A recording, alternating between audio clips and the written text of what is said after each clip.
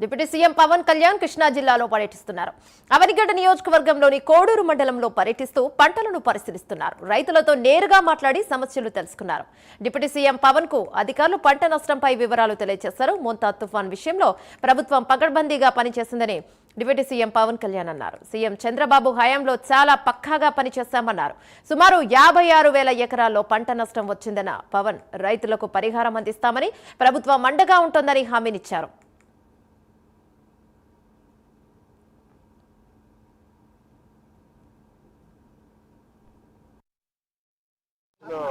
రాత్రి మోంతా తుఫాన్ సంబంధించి ఒకటి చాలా ప్రిపేర్నెస్ తోటి చాలా డ్యామేజ్ని అరికట్టగలిగాం ముందస్తుగా. గత ప్రభుత్వంలో కూడా మీరు తుఫాన్లు చూశారు, దాని ఇంపాక్ట్ ఎలా ఉండింది. అలాగే దీనికి entire administration preparedness under the leadership of honourable CM Shri Chandrababu Naidu గారు. Everyone has done excellent job. చాలా అద్భుతమైన పని చేశారు అందరూ.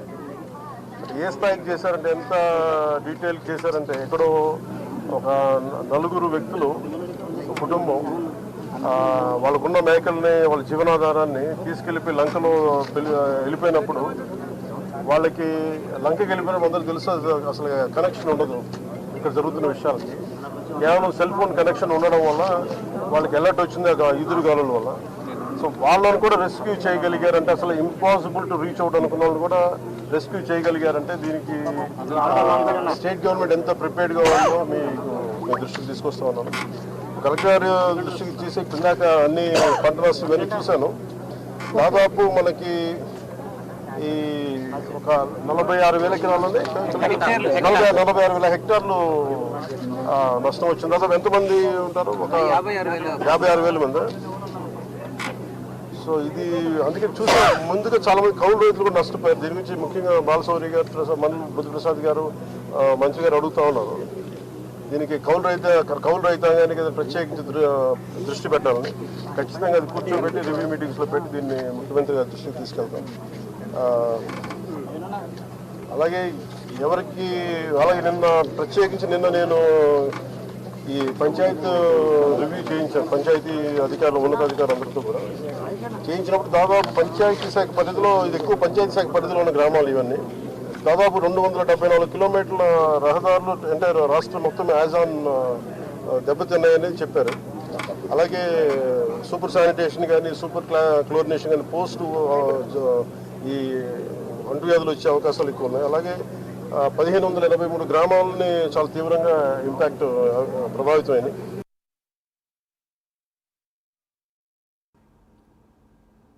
మోంతా తుఫాన్ విషయంలో ప్రభుత్వం పకడ్బందీగా పనిచేస్తోందని డిప్యూటీ సీఎం పవన్ కళ్యాణ్ అన్నారు. సీఎం చంద్రబాబు హయాంలో చాలా పక్కాగా పనిచేస్తామని అన్నారు. రైట్, దీనిపై మరింత సమాచారం మా ప్రతినిధి రాజ్ కుమార్ అందిస్తారు. రైట్ రాజ్ కుమార్, చెప్పండి.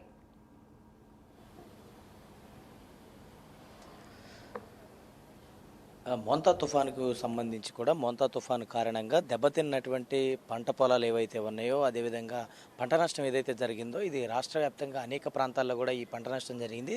దీనిపైన ఇప్పటికే ప్రభుత్వం ఒక నివేదికను సిద్ధం చేయాలని ఇప్పటికే ముఖ్యమంత్రి పలు శాఖల అధికారులకు, అదేవిధంగా ఏదైతే వ్యవసాయ శాఖకు సంబంధించి ఎక్కువగా ఈ నష్టం జరిగింది కాబట్టి వ్యవసాయ శాఖకు సంబంధించినటువంటి అధికారులకు ఆదేశాలు ఇవ్వడం జరిగింది. దానికి అనుగుణంగానే వ్యవసాయ శాఖ మంత్రి అచ్చెన్నాయుడు కూడా ప్రత్యేకంగా ఒక నివేదికను సిద్ధం చేయాలని ఇప్పటికే ఒక నిర్ణయం తీసుకున్నారు. అయితే తాజాగా నిన్న ముఖ్యమంత్రి కూడా ఈ మోంతా తుఫాను ప్రభావం కొంత తగ్గినటువంటి తర్వాత ప్రధానంగా ఏరియల్ సర్వే నిర్వహించారు. ఈ నిర్వహించినటువంటి దాంట్లో పలు ప్రాంతాల్లో, అంటే దాదాపుగా ఇటు కోనసీమ డాక్టర్ బిఆర్ అంబేద్కర్ కోనసీమ జిల్లా, విశాఖ, అదేవిధంగా శ్రీకాకుళం, ఇటువైపు ఉమ్మడి కృష్ణా జిల్లా, నెల్లూరు, ఈ ప్రాంతం అంతా కూడా దాదాపుగా ఇబ్బంది పడినటువంటి పరిస్థితి. మోంతా తుఫాను వల్ల అనేక రకాలైనటువంటి పంట నష్టాలు జరిగాయి. అదేవిధంగా అక్కడ ఈ సముద్ర తీర ప్రాంతాల్లో ఎవరైతే ఉంటున్నారో వారందరినీ కూడా పునరావాస కేంద్రాలకు తరలించారు. అక్కడి నుంచి తీసుకెళ్లి వారికి మెరుగైనటువంటి సదుపాయాలు కల్పించి కూడా ప్రభుత్వ యంత్రాంగం అంతా కూడా సర్వం సిద్ధం చేసి ఒక పకడ్బందీగా ఒక ప్రణాళికను సిద్ధం చేసి మోంతా తుఫాను ఎదుర్కొనేందుకు సిద్ధమైంది. దానికి పక్కా ప్రణాళికతో వ్యూహంగా ముందుకెళ్లారు కాబట్టి ఎలాంటి నష్టం కూడా జరగదు. కానీ ప్రకృతి విపత్తు కాబట్టి ఇది పూర్తి కూడా పంట నష్టం అయితే జరిగింది. కొన్ని చోట్ల పాక్షికంగా కొన్ని ప్రాంతాల్లో దెబ్బతిన్నటువంటి పరిస్థితి ఉంది. అదేవిధంగా ఏదైతే ఇటు తీర ప్రాంతాల్లో కొన్ని బోట్లు పాక్షికంగా దెబ్బతిన్నాయి. ఇట్లా అనేక రకాలుగా వివిధ రకాల రంగాలకు చెందినటువంటి ప్రాంతాల్లో ఇలా జరిగినటువంటి పరిస్థితి. అయితే తాజాగా కృష్ణా జిల్లాకి సంబంధించి కూడా కొన్ని దివిసీమ ప్రాంతమైనటువంటి అవినిగడ్డ, అదేవిధంగా కోడూరు మండలం, నాగాయలంక ఈ ప్రాంతంలో కోడూరు మండలంలో మాత్రం ఆ వ్యవసాయానికి సంబంధించి కూడా పంట పొలాలు దాదాపుగా 45,000 హెక్టార్లు దెబ్బతినిందని ఇందాకే పవన్ కళ్యాణ్ కూడా మీడియా సమావేశంలో ప్రస్తావించారు.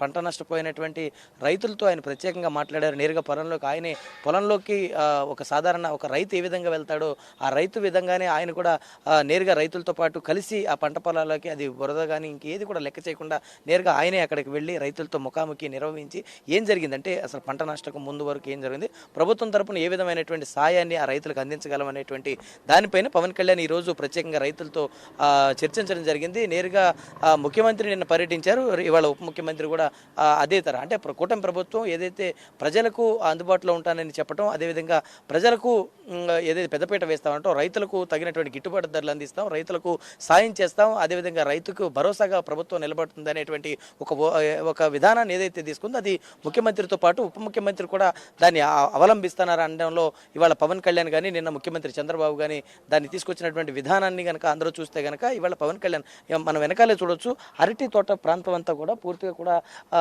ఇదంతా కూడా నేల కూరినటువంటి అంటే దాదాపుగా కాయలన్నీ కూడా కోసే ఇంకా కొన్ని రోజుల్లో కాయలన్నీ కూడా వచ్చేసేటువంటి సమయం. అంటే అరటి రైతులందరికీ కూడా ఒక గిట్టుబాటు ధర ఆ గెలంతా కూడా వచ్చితే కానీ ఆ రైతుకు కడుపు నిండేటువంటి పరిస్థితి ఉండదు. అలాంటి చివరి దశకు వచ్చినటువంటి చెట్లన్నీ కూడా నేలకూలినటువంటి నేపథ్యంలో ఆ రైతుల యొక్క ఆవేదన వర్ణాతీతంగా ఉంది. కేవలం ఇలాంటి జరిగినటువంటి ప్రాంతాల్లోకి వెళ్ళడం, అక్కడ జరిగినటువంటి రైతులకు యొక్క ఆవేదనను తెలుసుకోవడం, ప్రభుత్వం తరపున వారికి ఎలాంటి భరోసానైతే ఇవ్వగలం అనేటువంటి దానిపైన కూడా ముఖ్యమంత్రి ఉప ముఖ్యమంత్రి ఇద్దరు కూడా చర్చించారు. ఇవాళ ఉప ముఖ్యమంత్రి పవన్ కళ్యాణ్ కృష్ణా జిల్లాలోని కోడూరు మండలంలో కృష్ణాపురం, అదేవిధంగా ఇక్కడ అవినిగడ్డ ప్రాంతం, రెండు ప్రాంతాల్లో కూడా ఆయన ప్రత్యేకంగా అక్కడకు స్వయంగా ఆయనే అక్కడికి నడిచి వెళ్ళి అక్కడ జరిగినటువంటి వాస్తవ పరిస్థితులన్నీ కూడా తెలుసుకున్న పరిస్థితి. అంటే ఈ విధమైనటువంటి పాలన అంటే ఒక ముఖ్యమంత్రి ఒక ఉప ముఖ్యమంత్రి హోదాలో ఉన్నప్పటికీ కూడా రైతులు కింది స్థాయిలో పడుతున్నటువంటి ఇబ్బందులు అధికారుల దగ్గర నుంచి కాకుండా నేరుగా వారే అక్కడికి ఫీల్డ్కి వెళ్ళడం, అక్కడ తెలుసుకోవడం, అధికారులను కూడా వారితో పాటు తీసుకుని వెళ్ళడం,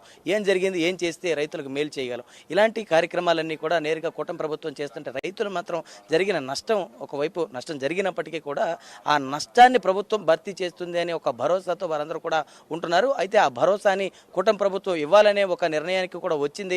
మరి ఆ భరోసాని ఇటు ఉప ముఖ్యమంత్రి పవన్ కళ్యాణ్తో పాటు ముఖ్యమంత్రి చంద్రబాబుతో పాటు ఇతర శాఖ మంత్రులందరూ కూడా ఇవ్వాలనేటువంటి ఒక నిర్ణయం తీసుకున్నారు. దీనికి అనుగుణంగానే పూర్తి స్థాయిలో ఈరోజు పవన్ కళ్యాణ్ ఏదైతే ఈ పర్యటన చేశారో ఖచ్చితంగా ఇక్కడ కొన్ని ప్రాంతాలు పర్యటించాల్సినటువంటి అవసరం ఉంటుందని కూడా చెప్పారు. దిగువ ప్రాంతాలకు వెళ్ళి రోడ్లని బాగు చేస్తామని చెప్పారు. కొన్ని నాబార్డు నుంచి శాంక్షన్ చేయాల్సినటువంటి నిధులను కూడా త్వరలో తీసుకుని వచ్చి ఈ ప్రాంతానంతా కూడా త్వరలో సస్యశ్యామలంగా మారుస్తామని కూడా పవన్ కళ్యాణ్ హామీ ఇవ్వడంతో స్థానిక ఎమ్మెల్యే కూడా హర్షాద్రేకాలు వ్యక్తం చేసినటువంటి పరిస్థితి. అంటే ఈ విధమైనటువంటి పాలనని కూటమి ప్రభుత్వంలో అందిస్తామని గతంలో ఏదైతే చెప్పారో దానికి అనుగుణంగానే అడుగులు అయితే వేస్తా ఉన్నారని చెప్పుకునేటువంటి పరిస్థితి కనపడుతుంది.